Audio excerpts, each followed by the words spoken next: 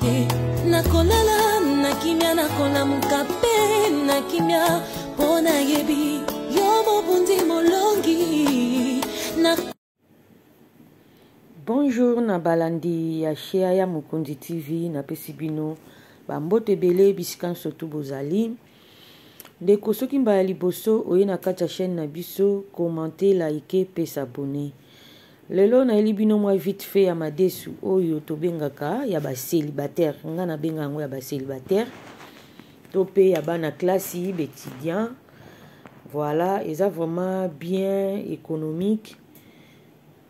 Perte ya énergie eza vraiment te. Donc ba mama to landa na bokebi pona yango tokozala na besoin ya madesu na biso oyo nga nasombaki yango na commerce ezali partout pour ne pas faire la pub.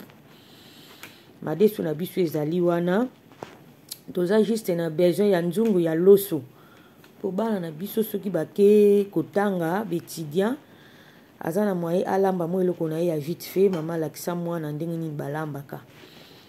Voilà madesu na biso ya pembe yango oyo madesu ya pembe to pe ya mwindu eza partout na kati ya commerce tomonaka yango ndenge tomoni wana nga nazalaki na besoin ya 3 boîtes pour la famille.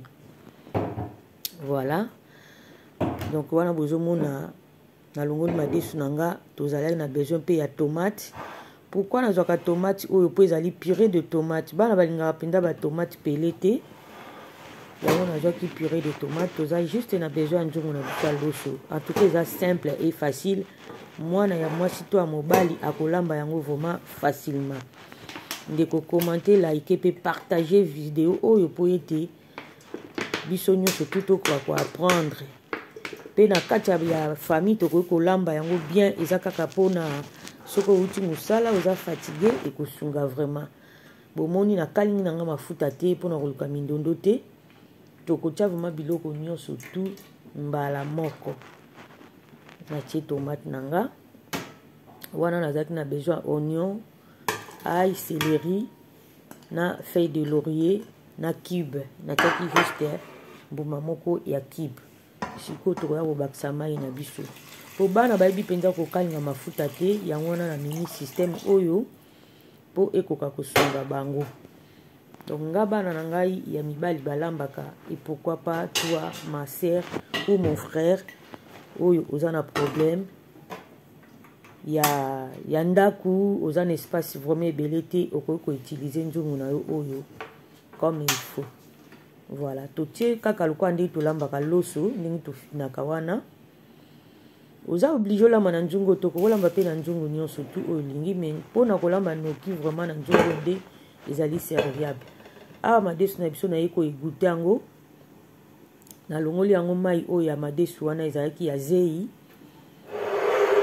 nasukoli yango 2 fois nde kuna sauce na biso ezokotoka tokoya kobakisa madesu na biso. Okoki kotia mbisha kokauka ndenge olingi. Des fois nga natiaka yango balardon ou basaucisse parce que ezali mingi bana mutu balingaka bongo mbisha kokauka basepelaka pena te. Mais soko olambi ya bafamille okoki kotia mbisha kokauka comme tu veux makayabu mabuma ngombe. Ngai lelo nazalaki na besoin natia yango eloko te. Wana sauce na biso etokaki bien tozwi madesu na biso totie na kati ya nzungu. Totie na kati ya nzungu tokotika yango sikoyo etoka. En tout cas sauce fo ebela vraiment bien tomate elongwa solo ya ngai matungulu na we ebeli lokola natiaki kibe moko nde nazobakisa kamwa mungwa. Après tokotika yango etoka nango lisusu bongo tokoya kotala yango après. Donc wana natie mungwa ya minene si j'ai compris. Natie libino mungwa oyo ya minene mama azalaka na makanisi ya kolambelaka mungwa ya minene ezalaka na goût mosusu ke sel fin. Donc sel de mer oyo ya minene epesaka mpe biloko goût mosusu. Wana totikaki yango etoki vraiment bien tokoya sikoyo kotala ndenge nini madesu na biso ekomi kobela. Bongo balobi lutu ya libaya nde makambo tozalaka na bitide ya kobayolaka na lutu ya libaya po balutu oyo mosusu na contact ya nzungu ezopisaka ba cancer ba maladie.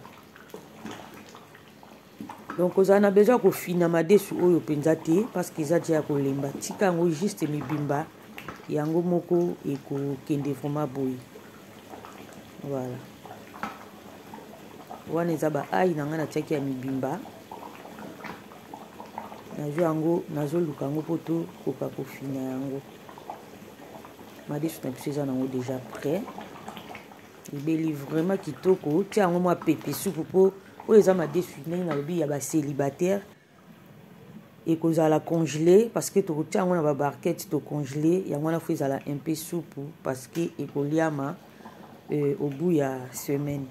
Voilà l'idée nanga mama partager kozala motema makasi te soki nani po kota na chaîne na biso te s'abonner cliquer cloche ya notification wana à côté na lambaki pe mabuma ngombe na ngai oyo nasalaki juste bouillon natiaki yango tomate te natie juste un peu de moutarde.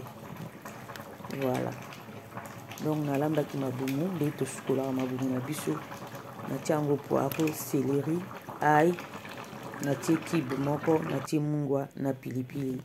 Voilà mama okangeli mwana to pe papa yo toza célibataire au congelé pona kolia mikolo oyo ekoya prêt à l'emploi ozana mwa poisson na otumbi obimisi barquette na madesu ozana mwa légume na yo obimisi barquette na yo ya mabumu nga na mama malewa mabumu na nga pe ezali ya koteka madesu pe des fois nakoki pe koteka donc ça dépend ya esika oyo ozali bandeko na nga balobi balambaka kaka balakisaka kaka pe basalaka kaka nasepeli mingi na yo moto olandaki ngai wana tokutani mbala ya nsima lisusu toujours na Shea Mokonzi makusa Shea Mokonzi net Shea Mokonzi TV.